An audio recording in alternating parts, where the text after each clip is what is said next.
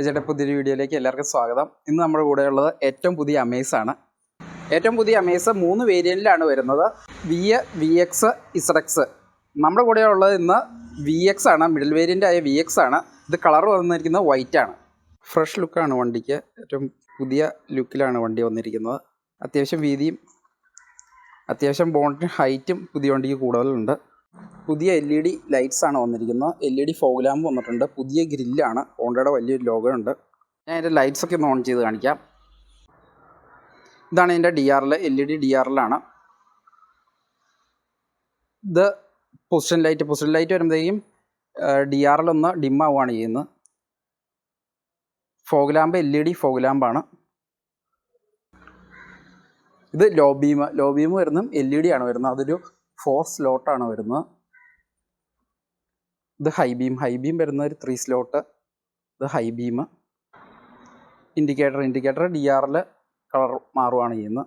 ഇതാണ് വണ്ടിയുടെ engine room വരുന്നത്.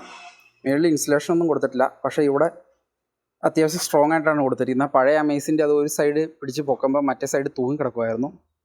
ഇതിൻ്റെ അകത്ത് വന്നിരിക്കുന്ന ഒരു 4 സിലിണ്ടർ നാച്ചുറൽ ആസ്പിറേറ്റഡ് പെട്രോൾ എഞ്ചിനാണ്. ഇത് പ്രൊഡ്യൂസ് ചെയ്യുന്ന maximum power 90 PS, maximum torque 110 Nm. 4 cylinder എഞ്ചിനാണ്. ഇപ്പോൾ പെട്രോൾ കാറുകളിൽ, ചെറിയ വണ്ടികളിൽ 4 സിലിണ്ടർ എഞ്ചിൻ വളരെ കുറവാണ്. 4 സിലിണ്ടർ CVT ഓട്ടോമാറ്റിക് ഓപ്ഷനിലും വരുന്നുണ്ട്, 5 സ്പീഡ് മാനുവലിലും വരുന്നുണ്ട്. ഇതിൻ്റെ അടിയിൽ ഇൻസുലേഷനൊക്കെ കൊടുത്തിട്ടുണ്ട്, ഫ്ലോറൊന്നും കാണത്തില്ല.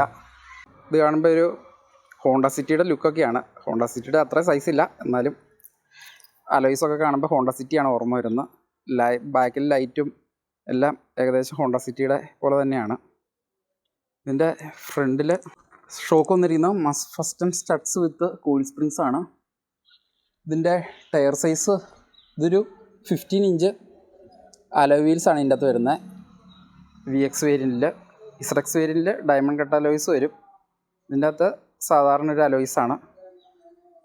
V മോഡലിൽ 14 ഇഞ്ച് വീൽസാണ്. ഇതിൻ്റെ ടയർ സൈസ് വന്നിരിക്കുന്നത് 185/65 R15 ആണ്. ഫ്രണ്ടിൽ വെന്റിലേറ്റഡ് ഡിസ്ക് ബ്രേക്സ് ആണ് കൊടുത്തിരിക്കുന്നത്. ഇത് ഇലക്ട്രിക്കലി ഫോൾഡബിൾ അഡ്ജസ്റ്റബിൾ മിററാണ്. ഇവിടെ കീലെസ് എൻട്രി ആണ് വന്നത്. ഇതാണ് ഇതിൻ്റെ കീ വരുന്നത്. ഇതിൻ്റെ അകത്ത് ഓട്ടോ സ്റ്റാർട്ടിനുള്ള ഓപ്ഷൻ ഉണ്ട്, ബൂട്ട് തുറക്കാനുള്ള ഓപ്ഷൻ ഉണ്ട്, ലോക്ക് അൺലോക്ക് ഒരു ഓപ്ഷൻ ഉണ്ട്. ഇത് ഓട്ടോമാറ്റിക് ആയത് കാരണം നമ്മൾ പാർക്കിംഗ് മോഡിലാണെന്നുണ്ടെങ്കിൽ നമുക്ക് ഈ കീയെ പിടിച്ച് ഞെക്കിക്കൊണ്ടിരുന്ന് കഴിഞ്ഞാൽ വണ്ടി തന്നെ സ്റ്റാർട്ടാവും. ഞാൻ ജസ്റ്റ് കാണിച്ചു തരാം. വണ്ടി ലോക്കായിരിക്കണം, ലോക്കാണെങ്കിൽ മാത്രമേ ഇത് സ്റ്റാർട്ടാവുള്ളൂ.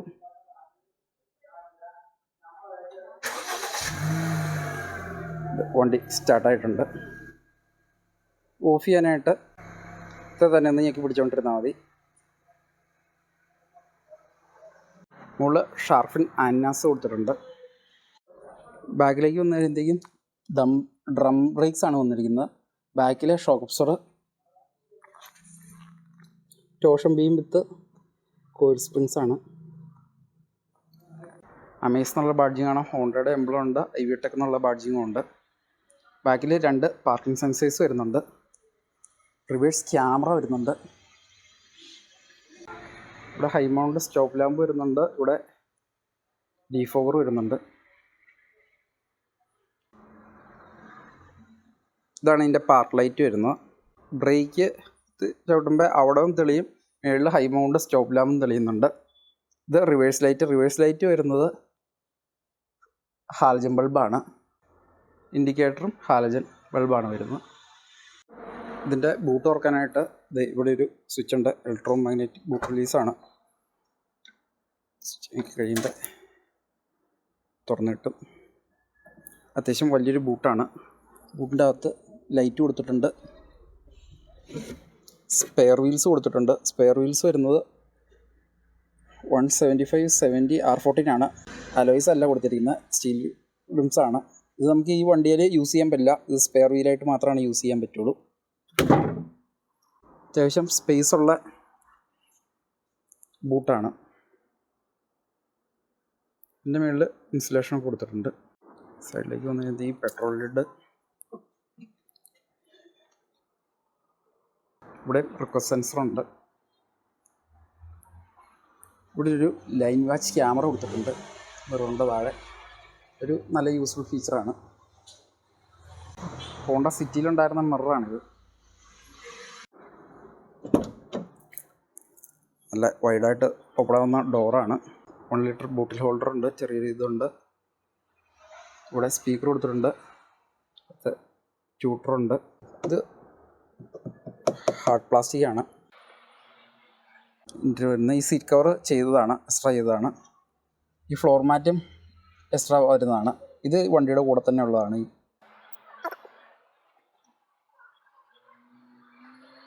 എൻ്റെ ഹൈറ്റ് 175 സെൻറ്റിമീറ്റർ ആണ്.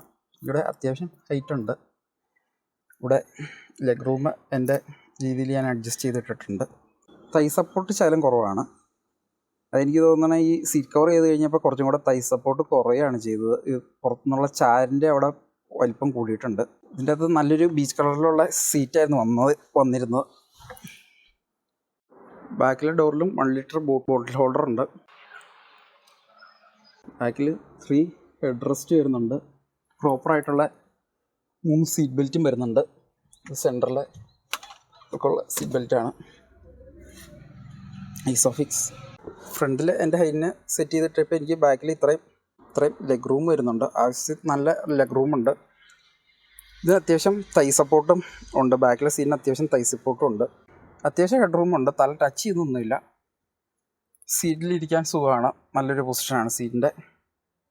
ബാക്കിലേക്ക് എയർ വെൻസ് കൊടുത്തിട്ടുണ്ട്. ഇവിടെ ഒരു സെൻറ്ററിലൊരു ലൈറ്റ് കൊടുത്തിട്ടുണ്ട്. ഫ്രണ്ടിൽ ഇവിടെ മാപ്പിംഗ് ലൈറ്റ് വേറെ ഉണ്ട്. ഇതാണ് ബാക്കിൽ നിന്ന് നോക്കുമ്പോൾ ഫ്രണ്ടിലേക്ക് നോക്കുമ്പോൾ ഉള്ളൊരു വ്യൂ. സൈഡിലാണെങ്കിലും നല്ലൊരു വ്യൂ കിട്ടുന്നുണ്ട്. ബാക്കിൽ ആംബ്രസ്റ്റ് ഉണ്ട്. അത് ഈ സീറ്റ് കവർ ചെയ്ത് കഴിഞ്ഞപ്പോൾ അത് ഏകദേശം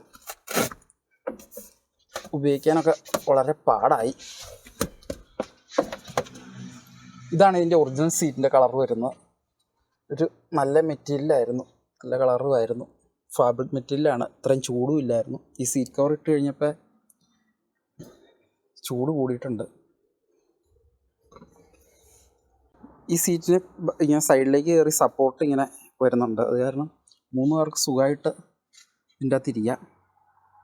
നടുക്കാണേലും വലിയ ട്രാൻസ്മിഷൻ ടണലൊന്നും ഇല്ല, ചെറിയൊരു ടണലേ ഉള്ളൂ. ബാക്കിലേക്ക് AC വെൻസ് വന്നിട്ടുണ്ട്. ഈ ഡോറിൽ വരുന്ന കൺട്രോൾസ്. ഇത് ഓട്ടോ അപ്പ് ഡൗൺ ഫങ്ഷൻ ഉണ്ട്. അതുമ്പോൾ ഇവിടെയാണ് ഇതിൻ്റെ ബോണ്ട് ഓപ്പൺ ചെയ്യാനുള്ളതും ഫ്യൂവൽ ഓപ്പൺ ചെയ്യാനുള്ളതും. ഇവിടെ നമുക്ക് ബൂട്ട് ഓപ്പൺ ചെയ്യാനുള്ളൊരു ലിവറും കൊടുത്തിട്ടുണ്ട്. ഓപ്ഷൻ ഓട്ടോമാറ്റിക് ആണ്. അതാണ് ഡെഡ് പെഡൽ കൊടുത്തിട്ടുണ്ട്. ട്രാക്ഷൻ കൺട്രോളിൻ്റെ സ്വിച്ച് കൊടുത്തിട്ടുണ്ട്. സെൻസും കാര്യങ്ങളൊക്കെ ഉണ്ട്. സീറ്റ് ഹൈറ്റ് അഡ്ജസ്റ്റ്മെൻ്റ് ഉള്ള സീറ്റാണ്. പിന്നെ സൈഡ് എയർ ബാഗ്സും വരുന്ന മോഡലാണ് ഈ സീറ്റ്. പിന്നെ സ്റ്റിയറിംഗ് വീല് വരുന്ന 3 സ്പോക്ക് സ്റ്റിയറിംഗ് വീലാണ്. ഫുൾ ഓപ്ഷനിൽ സെൻറ്ററിലൊരു സിൽവർ ഫിനിഷൊക്കെ വരും. ക്രൂസ് കൺട്രോളിൻ്റെ സ്വിച്ചുകളും ഉണ്ടാവും. ലെതർ റാപ്ഡ് സ്റ്റിയറിംഗ് ഒന്നും വരുന്നില്ല ഇതിന്. ഇത് ലൈൻ ചേഞ്ച് ക്യാമറ ഓൺ ആക്കാനുള്ള സ്വിച്ചാണ്. ഓട്ടോ ഹെഡ് ലാംപ്സ് ആണ്. ഫോഗ് ലാമ്പിൻ്റെ സ്വിച്ച് ഉണ്ട്. ഇവിടെയാണ് ഇതിൻ്റെ സ്റ്റാർട്ട് സ്റ്റോപ്പ് ബട്ടൺ വരുന്നത്. ടിൽറ്റ് അഡ്ജസ്റ്റ്മെൻ്റ് ഉള്ള സ്റ്റിയറിംഗ് വീലാണ്. റീച്ച് അഡ്ജസ്റ്റ്മെൻ്റ് ഇല്ല. അവിടെ ലൈറ്റ് സെൻസറും ടെമ്പറേച്ചർ സെൻസറും ഒക്കെ കൊടുത്തിട്ടുണ്ട്. വണ്ടി കയറി ഡോർ അടയ്ക്കുമ്പോൾ തന്നെ വെൽക്കം സൈൻ കാണിക്കുന്നുണ്ട്. മീറ്ററിൽ നിന്ന് ഈ സൈഡ് ഒരു സ്ക്രീനും ഈ സൈഡിൽ അലോഗ് മീറ്ററാണ് വരുന്നത്.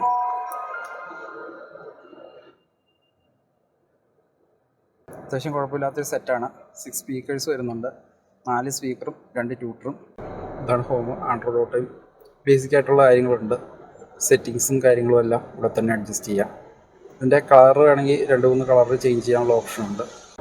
ലൈൻ വാച്ച് ക്യാമറയുടെ സെറ്റിങ്സ് ഒക്കെ ഇവിടെ നമുക്ക് മാറ്റിയിടാനുള്ള ഓപ്ഷനുണ്ട്. നോർമലായിട്ടുള്ള സെറ്റിങ്സൊക്കെയാണ്. സൗണ്ട് സെറ്റിംഗ് ആണ്. ഇക്വലൈസർ ഇവിടെയുണ്ട്. കുറച്ച് പ്രീ ഡിഫൈൻഡ് ആയിട്ടുള്ള ഇക്വലൈസറും ഉണ്ട്. സെൻറ്ററിൽ തന്നെ വയ്ക്കാം. ടച്ചൊക്കെ വലിയ കുഴപ്പമൊന്നുമില്ല, നല്ല റെസ്പോൺസീവാണ്. അത്യാവശ്യം കുഴപ്പമില്ലാത്ത മ്യൂസിക് സിസ്റ്റമാണ്. ഓട്ടോമാറ്റിക് ക്ലൈമറ്റ് കൺട്രോൾ AC ആണ്. മാക്സ് കൂൾ എന്ന് പറഞ്ഞ ഫംഗ്ഷൻ ഉണ്ട്.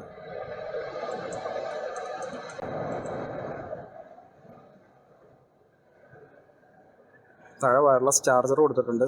ചാർജറിൽ സ്വിച്ച് കൊടുത്തിട്ടുണ്ട്, 2 USB കൊടുത്തിട്ടുണ്ട്. ഇത് ആപ്പിൾ കാർപ്ലേ ആൻഡ്രോയിഡ് ഓട്ടോ കണക്റ്റിവിറ്റിയുള്ളതാണ്. ഇത് വയർലെസ്ലി ആപ്പിൾ ആൻഡ്രോയിഡ് ഓട്ടോയും എടുക്കും. ഒരു പവർ സോക്കറ്റ് കൊടുത്തിട്ടുണ്ട്. CVT ഗിയർ ബോക്സ് ആണ്. ഇത് P, reverse, neutral, DAS, hand brakes. ഇവിടെ മുകളിൽ 2 കപ്പ് ഹോൾഡേഴ്സ് വരുന്നുണ്ട്. ഈ ആംബ്രസ്റ്റ് ആക്സറിയാണ്. ഇതിനകത്ത് ചെറിയൊരു സ്റ്റോറേജ് വരുന്നുണ്ട്. കുഴപ്പമില്ലാത്തൊരു ഗ്ലൗ ബോക്സ് വരുന്നുണ്ട്. ഇവിടെ വാനിറ്റി മിറർ കൊടുത്തിട്ടുണ്ട്. ലൈറ്റ്സ് കൊടുത്തിട്ടില്ല ഈ മോഡലിൽ. ഈ സൈഡിലും വാനിറ്റി മിറർ കൊടുത്തിട്ടുണ്ട്. സോഫ്റ്റ് ക്ലോസിംഗ് ഉള്ള ഇരാഫാൻസ് ആണ്. ബാക്കിലും കൊടുത്തിട്ടുണ്ട്, എല്ലാ ഡോറിലും കൊടുത്തിട്ടുണ്ട്. പിന്നെ കർട്ടൺ എയർ ബാഗ്സ് വരുന്ന മോഡലാണ്. ഇത് ഡിജിറ്റൽ ഇൻസ്ട്രുമെൻറ്റ് ക്ലസ്റ്റർ ആണ്. ഇത് നമുക്ക് ഇതിൻ്റെ കൺട്രോൾസ് നമുക്ക് ഇവിടെ അഡ്ജസ്റ്റ് ചെയ്യാം.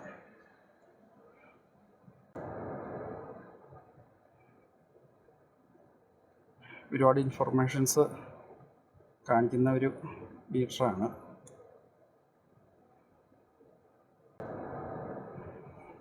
ഫോൺ കൺട്രോൾസ് കൊടുത്തിട്ടുണ്ട്.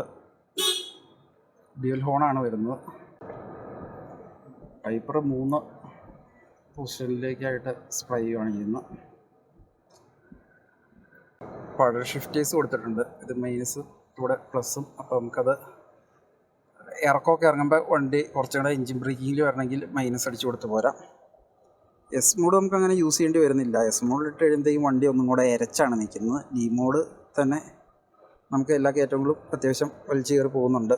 നമ്മൾ ബ്രേക്ക് ചവിട്ടിക്കൊണ്ട് പാർക്ക് മോഡിലിട്ട് തന്നെ നമുക്ക് സ്റ്റാർട്ട് ചെയ്യാം. നമ്മൾ ആദ്യം ബ്രേക്ക് ചവിട്ടാണ്ട് സ്റ്റാർട്ട് സ്റ്റോപ്പ് ബട്ടനെ ഒരു പ്രാവശ്യം ഞെക്കി കഴിഞ്ഞാൽ ആക്സറീസ് ഓണാവും, മ്യൂസിക് സിസ്റ്റം ഒക്കെ ഓണാവും. ഒന്നും കൂടെ ക്ലിക്ക് ചെയ്ത് കഴിഞ്ഞാൽ ഇൻസ്ട്രുമെൻറ്റ് ക്ലസ്റ്റർ ഓണാവും. പിന്നെ ബ്രേക്ക് ചവിട്ടി പിടിച്ചുകൊണ്ട്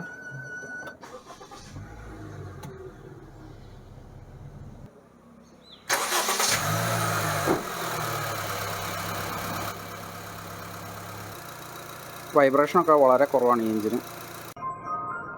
സീറ്റ് ബെൽറ്റ് ഇട്ടില്ലെന്നുള്ള വാണിംഗ് കാണിക്കുന്നുണ്ട്. ഇവിടെ ഒരു ഇൻഫർമേഷൻ വന്നിട്ടുണ്ട്. പിന്നെ ലൈൻ ചേഞ്ച് ക്യാമറയ്ക്ക് ഒന്നെങ്കിൽ നമുക്ക് ഇവിടെ ഈ സ്വിച്ച് ക്ലിക്ക് ചെയ്ത് കഴിഞ്ഞാൽ ഇവിടെ, അല്ലെന്നുണ്ടെങ്കിൽ നമ്മൾ ഈ സൈഡിലേക്കുള്ള ഇൻഡിക്കേറ്റർ ഇട്ട് കഴിഞ്ഞാലും ലെഫ്റ്റ് സൈഡിലേക്കുള്ള ഇൻഡിക്കേറ്റർ ഇട്ട് കഴിഞ്ഞാലും അവിടെ ക്യാമറ റിവേഴ്സ് ഇടുമ്പോൾ അത് പോവും.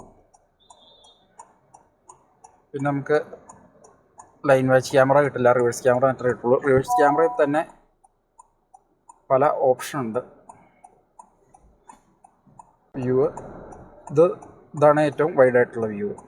റിവേഴ്സ് ഇടുമ്പോൾ ഗൈഡ് ലൈൻസ് ഉണ്ട് ക്യാമറയ്ക്ക്, പക്ഷെ അത് അഡാപ്റ്റീവ് ഗൈഡ് ലൈൻസ് ഒന്നും അല്ല, ഫിക്സഡ് ഗൈഡ് ലൈൻസ് ആണ്. പിന്നെ ന്യൂട്രൽ ഇട്ട് കഴിയുമ്പോൾ ലൈൻ വാച്ച് ക്യാമറ ഓണായി വരും. റിവേഴ്സിലിടുമ്പോൾ മാത്രം അത് കിട്ടത്തില്ല. ഓഫ് ആക്കുമ്പോൾ വണ്ടി പാർക്കിലല്ലെന്നുണ്ടെങ്കിൽ ഷിഫ്റ്റ് ടു പാർക്ക് എന്ന് പറഞ്ഞുകൊണ്ടൊരു വാണിംഗ് മെസ്സേജ് കാണിക്കും. ഡ്രൈവിലേക്ക് ഇട്ടിട്ട് നേരെ ബ്രേക്ക് റിലീസ് ചെയ്യുമ്പോൾ തന്നെ വണ്ടി മൂവ് ചെയ്യുന്നുണ്ട്. ഇതിൻ്റെ എൻജിൻ വരുന്നത് 1.2 litre 4 cylinder natural aspirated petrol എഞ്ചിനാണ്. ഇതിലിപ്പോൾ ഒരു CVT ട്രാൻസ്മിഷൻ ആയിട്ടാണ് വന്നിരിക്കുന്നത്. ഇത് കൂടാണ്ട് ഇതിനൊരു മാനുവൽ ഓപ്ഷൻ കൂടെ ഉണ്ട്. അത് 5 സ്പീഡ് മാനുവലാണ്.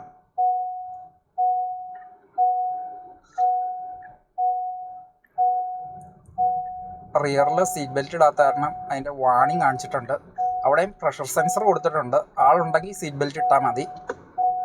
ഇത് ലെഫ്റ്റ് സൈഡിലേക്ക് ഞാൻ ഒതുക്കിയപ്പോൾ അവിടെ റൈറ്റ് ഇൻഡിക്കേറ്റർ ഇട്ട് കഴിഞ്ഞപ്പോഴത്തേക്ക് അവിടുത്തെ ലൈൻ വാച്ച് ക്യാമറ ഓൺ ആയിട്ടുണ്ട്.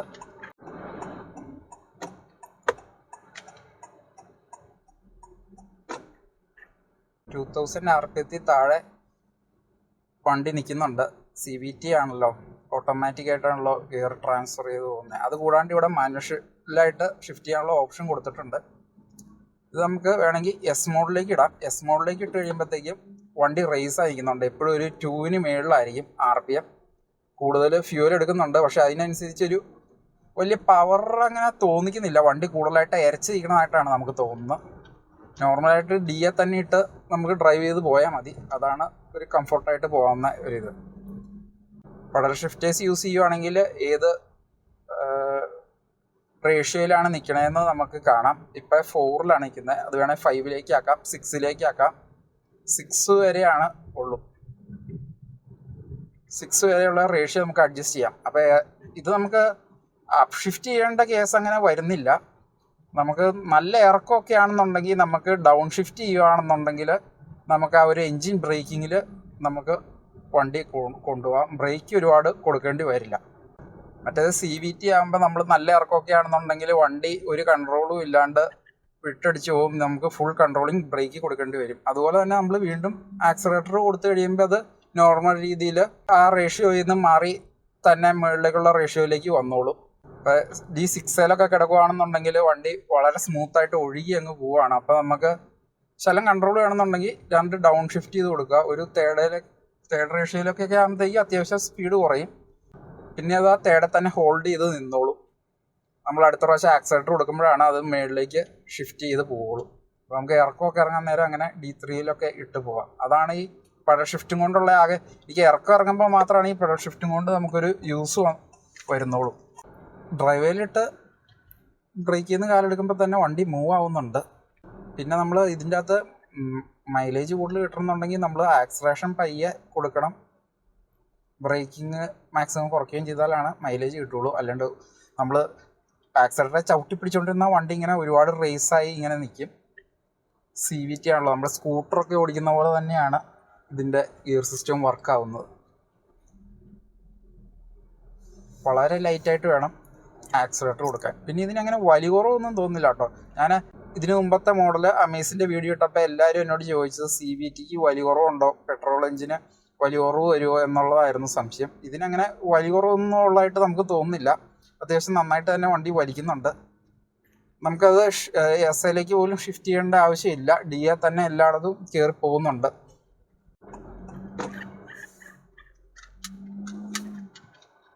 ഇപ്പം ഇത് അത്യാവശ്യം നല്ലൊരു കയറ്റത്തിലാണ് നമ്മൾ നിൽക്കുന്നത്.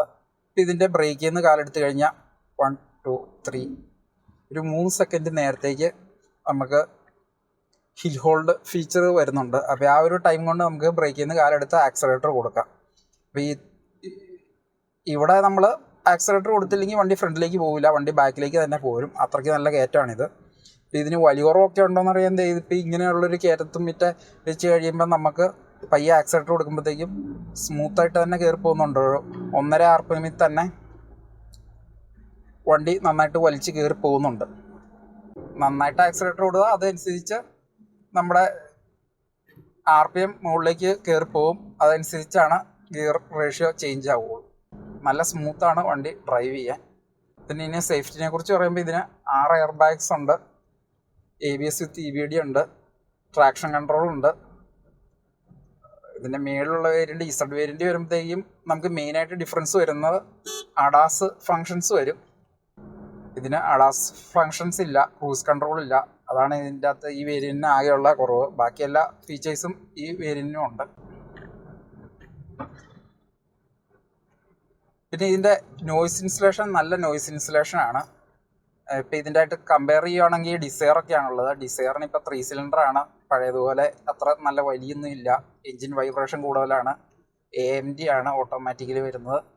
ഇതിൻ്റെ അകത്ത് പ്രോപ്പറായിട്ടുള്ള ഓട്ടോമാറ്റിക് ട്രാൻസ്മിഷൻ തന്നെയാണ്. ഇതിൻ്റെ നോയ്സ് ഇൻസുലേഷനൊക്കെ വളരെ നല്ലതാണ്. ഡിസയറിനെ വെച്ച് നോക്കുമ്പോൾ നല്ല നോയ്സ് ഇൻസുലേഷനാണ് ഇതിന്. അപ്പോൾ ഇതിൻ്റെ മൈലേജ് പറയുന്നത് കമ്പനി പറയുന്നത് 19 km/ലിറ്റർ ആണ്. മാനുവലിൽ 18 km/ലിറ്ററും. ഇത്തരം നമുക്ക് ഇപ്പോൾ ഓടിച്ചു കഴിഞ്ഞപ്പോൾ ഏതാണ്ട് 12 km ഇപ്പോൾ ആവറേജ് കാണിച്ചത്. ഇപ്പോൾ നമ്മൾ ജസ്റ്റ് ഒരു 1 km ഡ്രൈവ് എടുത്തോളൂ.